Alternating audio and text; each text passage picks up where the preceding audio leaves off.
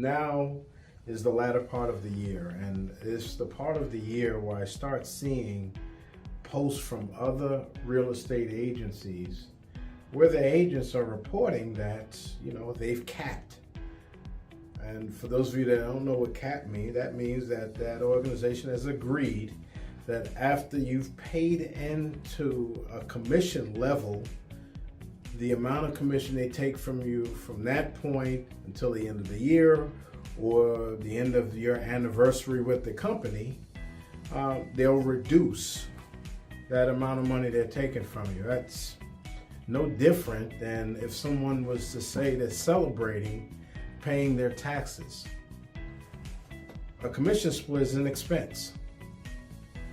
No mixing of words, it's an expense. A necessary expense for some, but an expense nevertheless. It's an expense that, it's part of the business that we do. As much as taxes is an expense. And just as I don't celebrate me having to pay taxes or hit a certain tax level, why would I want to celebrate capping?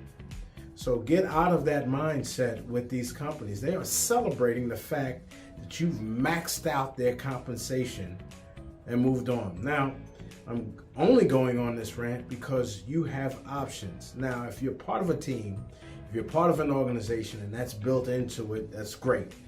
But if you are like a solo agent, for example, and if you get all of your leads, you do all of your marketing, you do all of the work, don't succumb to the fact of the name of the company. And I say that because I've changed a handful of brokerages in my 15-year career. Not one time did I lose a client to the brokerage. Now, it may have been an instance where the brokerage doesn't release that client to me if we're under contract. That's different. But every client that I pulled in came into that organization because of me, just as they do with you. It is you. It is no longer walking around with gold jackets anymore, and it's the company that's the premier thing. We are very agent-centric now in our dealings with the public. We are agent-focused with the public. And I will venture to say that a good portion of the clients that I'm working with now probably can't tell you the name of my brokerage. That's fine, and please, I do all the things that are required of me and reporting who I am, and it's all in all my emails and all my marketing and everything else that I do. It's all posted where I operate from, but they don't know that because the focus is on me and the service I provide them and not on the organization, because they're going to get the same level of service regardless of the organization for which I am part of, because of me. And the same with you, all right?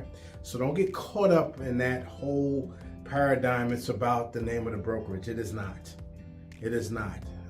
If I'm a producing agent with brokerage XYZ, I'm going to be a producing agent in brokerage ABC.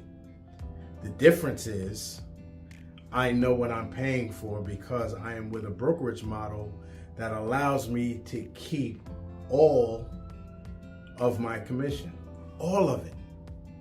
Now, I'm not going to announce the brokerage here right now because this is expected to go out throughout the United States and we're not ready for you yet. I'm going to have some things where I do talk about our brokerage specifically, but this message are for those agents that are past that 2-year point who knows that this is a career. You have other options now. And as far as a business person is concerned, your first option is to reduce your expenses so that you can apply it someplace else in your business so that you can do better business. All right, so the first thing is reducing taxes as much as you possibly can, and it's a necessary evil if you live in this country. I get that. The second one that you control, is to find a brokerage model that fits you, that does not take all of your money. Newer agents, I get it. You need to find a brokerage that takes the time, energy, and effort to train you, and it's going to require more of your commission. So I'm not against paying out a commission. The thing that I am really focused on is asking the question, what are you paying for? What are you paying for? That's all I'm worried about at this point. If you are getting your own leads, if you are taking everything from contract to close, you're doing all of the negotiations, you're handling your clients pre, during, and post, if you're doing all of that work, and then at the end of the day, your broker or brokerage sits with their hand out, ask yourself, what are you paying for? Now, if they're providing you a good base, if they're providing you with great education, if they're providing you with the opportunity to grow through leads that they're providing all day, you see where your money is going. I'm talking to those agents who know that they don't go into the office but maybe 2 or 3 times a year, who rarely calls their broker for anything else because they've handled it, or they have other resources that they use to answer the questions that they have. I'm talking to those agents out there now. If you're not getting the benefit of what your commission is being used for, then ask yourself, what are you paying for? And keep that in mind moving forward. If you have any questions, or if you have just some comments to talk about this, and we can explore the different options you have wherever you are at this point, I'll be more than happy to share that with you. But then ask yourself again, what are you paying for? All right, folks, this is Ron Cooks. I am with Infinite Client. Subscribe, add a comment down below. Let's start a discussion, a Discord about this. Everything is changing right now. All right, we have Netflix, where we used to have Blockbuster. All right, and I think our industry needs to shift the same way.